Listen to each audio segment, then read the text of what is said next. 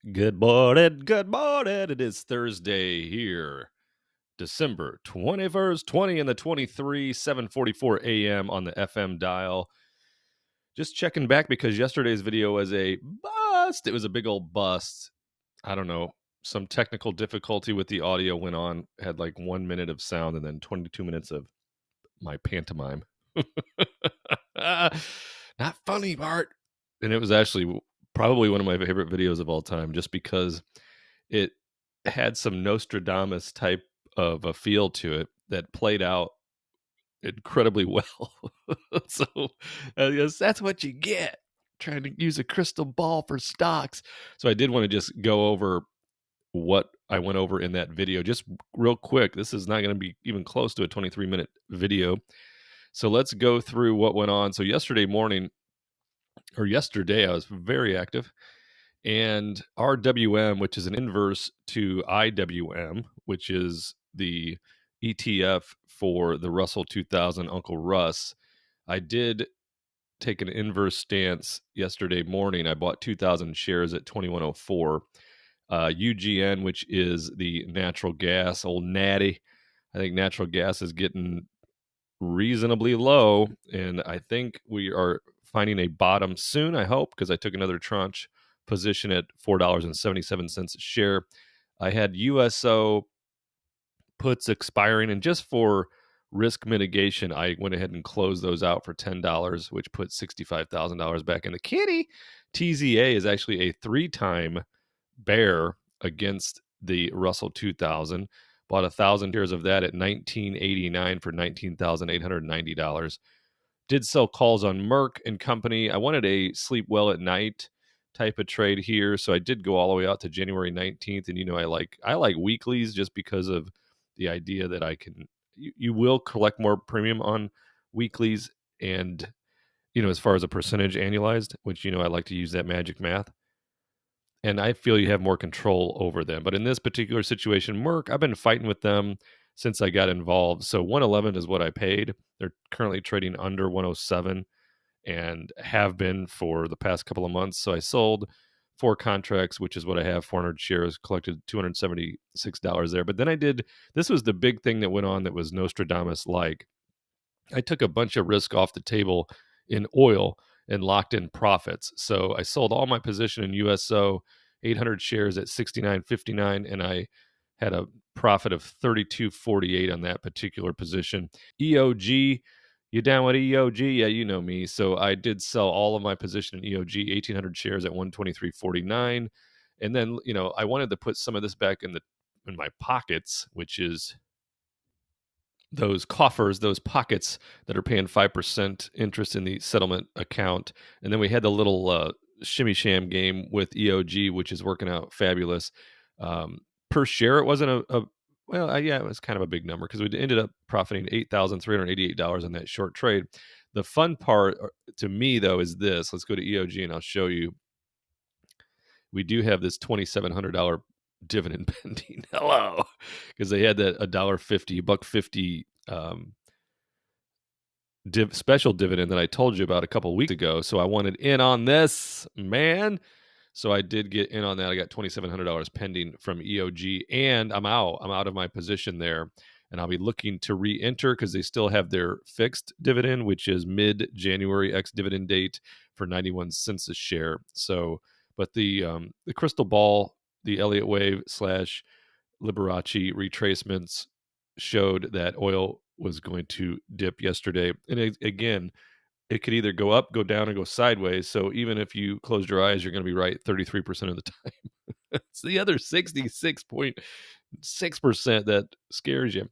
UCO, this is a two times bull with USO. So I sold my 1,000 shares there.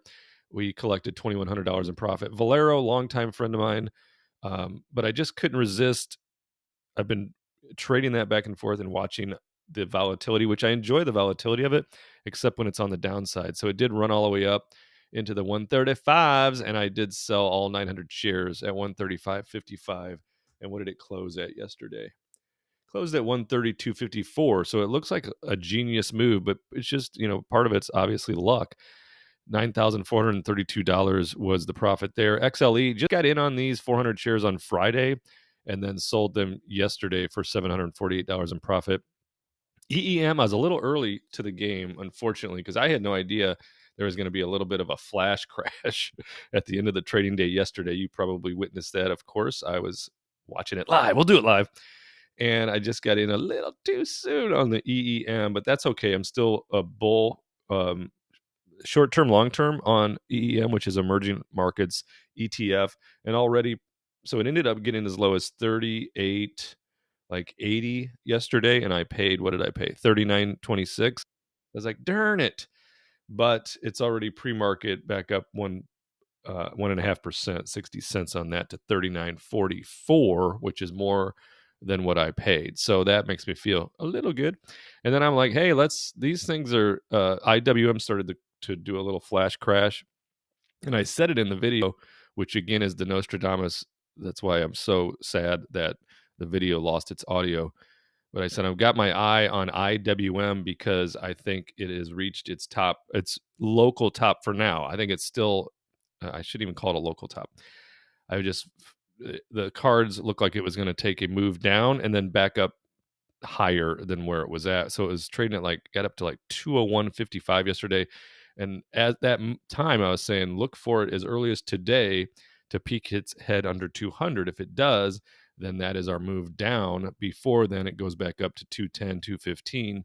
And it was just like an hour later, that thing just started to flash crash. It went as low as 196.10, I think I saw it. I tried to get in after hours, and I ended up missing that. But what I did is I was able to scalp the RWM, which is the inverse of IWM, and the TZA, which is the 3 times bear on Russell 2000.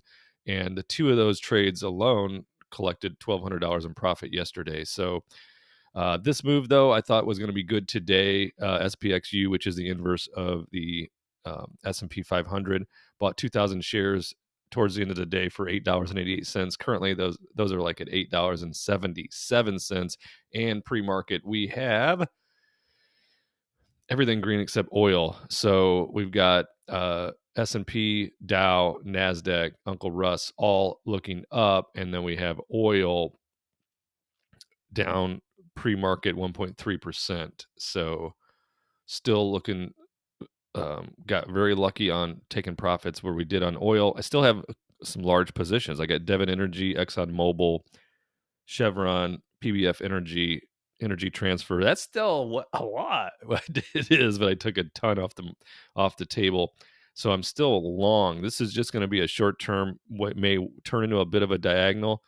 But as early as tomorrow, oil will begin to come back up, unless it's still going diagonal. I don't think it's going to go down too much further than it is. We might see USO get back into, we'll likely see USO get back into the 67s. And I sold it yesterday for whatever that spreadsheet said, 69.55, something like that. So I'll be watching that. Gold, silver, both of those up today, which is nice. I should have gotten some more gold yesterday. It felt right, but I didn't do it because I was just so excited about those oil positions.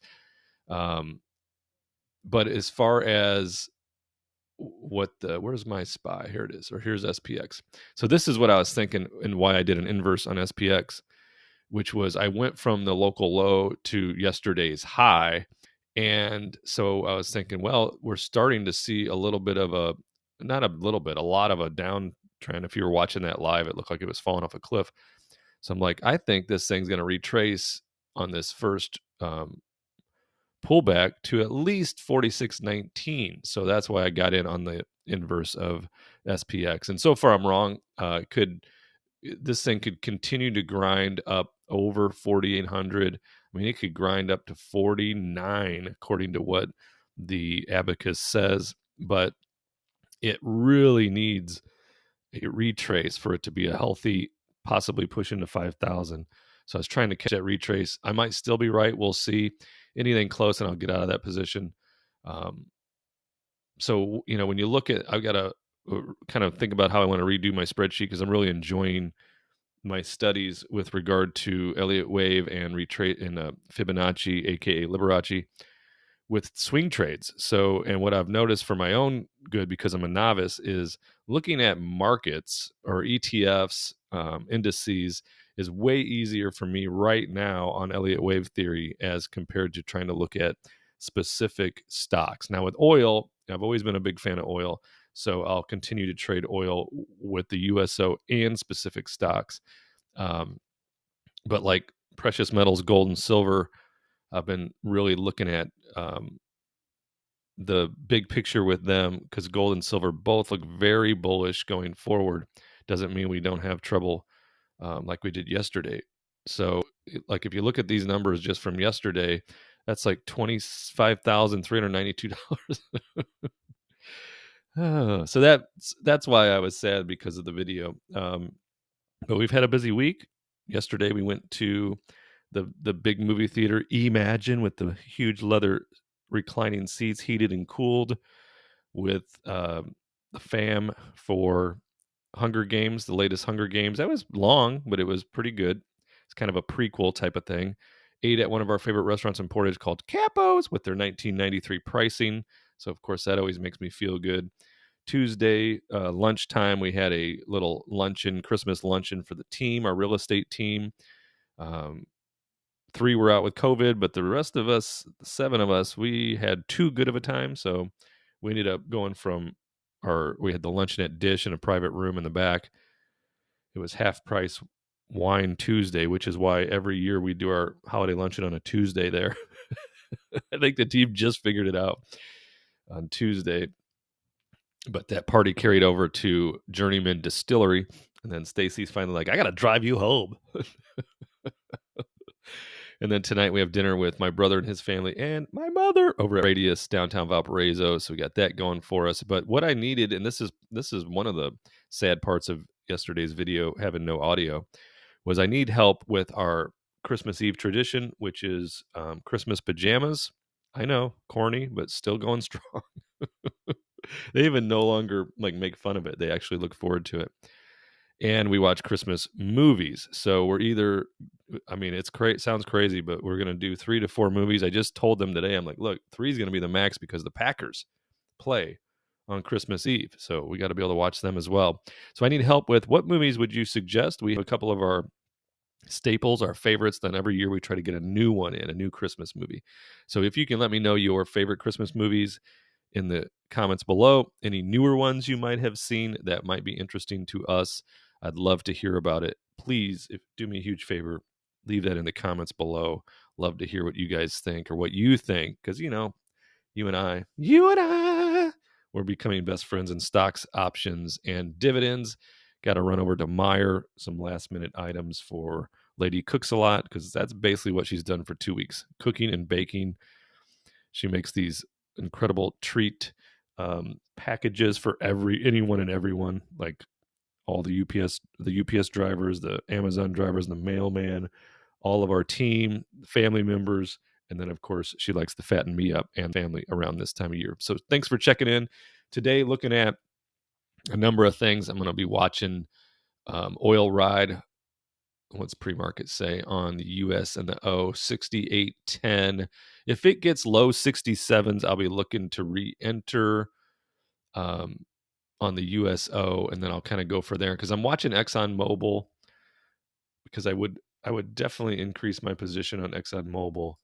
Chevron, probably not. I got a real good entry on Chevron. And what is it doing pre-market? 150.36, and I've got like 142 and change on the board. So I'll be watching a number of things. But let's look at IWM real quick, because pre-market, look at it pre-market, 199, already up $2.72 from its little flash crash yesterday. What is that? Yeah, let's go 5-day just to see what that crash looked like.